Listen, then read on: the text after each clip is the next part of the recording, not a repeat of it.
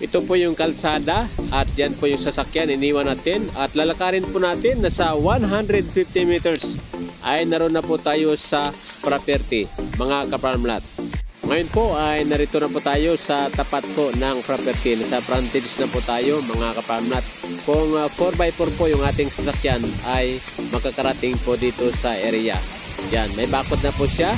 At binabati ko kayo ng good morning Philippines, good morning friends. Kumusta kayong mga soki? At sa mga bago po ay huwag ko nating kalimutan na mag-subscribe para po lahat ng lupa na ating ipinakikita dito sa ating channel ay updated po kayo. At ngayon mga ka-realty, ito po yung ating napakagandang lote. May kalsada po siya, kailan po hindi pa po simentado. Yan, medyo rough road pa lang mga ka-farmlat at mga ilang years ay masisiminto na ito. Yan, napakaganda ng property na ito dahil marami pong mga pananim tayong nakikita. At isa pa po ay kombinasyon po siya ng flat at slope at mayroon pong bukal po diyan sa baba. Okay? Ngayon mula po sa posting ito hanggang diyan po sa kabila ay nasa 6 na metro yung kanyang luwang mga ka-farmlat. Kaya po pag ito'y nasimento ay salubungan po yung sasakyan. At ngayon mga ka-farmlat ay papasok tayo sa loob. Samahan nyo kami at atin pong ikutin. Ngayon po ang mga nakikita po natin ay niyog, daranghita, rambutan, mayroon pong guyabano, lansones, langka, star apple at saka mahogany. Tayong nakikita dito sa loob. Yan, napakaganda ng area mga ka-farmlat. Slope lang po siya at mayroon pong sapa ito sa baba. Ngayon po ay pupuntahan natin yung sapa mga ka-farmlat para po makita nyo kung kayo ho ay maglagay ng resort ay pwedeng-pwede po dahil mayroon po siyang unlimited na tubig. At ang tubig po ay sulong-sulon nyo dahil ito po ay nasa tuktok po ng bundok. At doon po sa barangay kanina mga ka-farmlat ay manakita tayong internet. Pwede ho kayo magpakabit mula doon hanggang dito. At pagdating naman po sa tubig ay dyan po tayo kukuha po dyan sa baba mga ka-farmlat. Yan, napakaganda ng area, friskong hangin at mayroon pong overlooking. Natatanaw din po yung Sierra Madre Mountain mga ka-farmlat. Dyan po sa taas na yan. Okay? At ang total area po nito ay 4 na hektarya.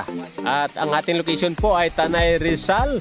At ang ating distansya po mula dito hanggang dyan po sa Marcos Highway ay nasa 2.5 km po lamang. Dyan po sa taas na yan. Nandyan po yung Marcos Highway mga ka-farmlat.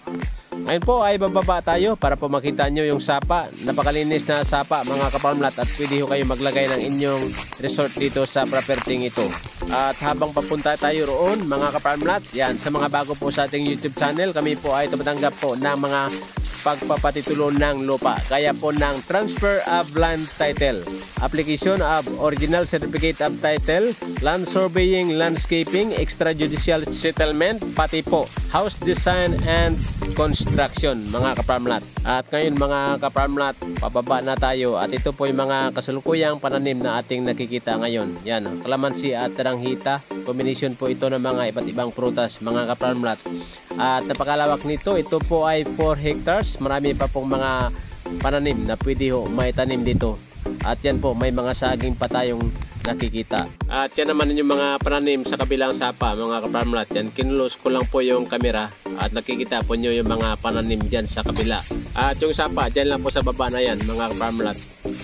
Ngayon po ay narito na po tayo sa baba mga kababayan. Yan, ito po yung mga bukal na ating nakikita ngayon. Maliit lang po yung tubig pero sulong-sulo nyo mga ka-farmlat. Yan, malinis po at malinaw yung tubig. Okay? At pwede ho kayo kumuha dito ng inyong mainom.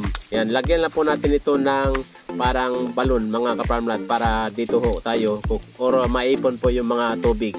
Yan, at pwede ho tayo maglagay ng ating swimming pool dito sa gilid po ng sapa. Okay? Yan, napakaganda ng area mga ka-farmlat. Sa mga interesado po ay mag-text lamang kayo dyan sa mga cellphone numbers na naka-flash sa ating screen. At pwede ho kayo mag-message sa aking messenger account, Rosendo Saminyan.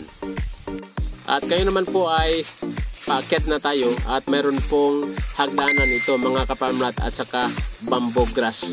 Yan, kunting linis lang at i-landscape po natin. Mas gaganda yung area at malamig yung klima dahil malapit lang po tayo sa Sierra Madre mountain.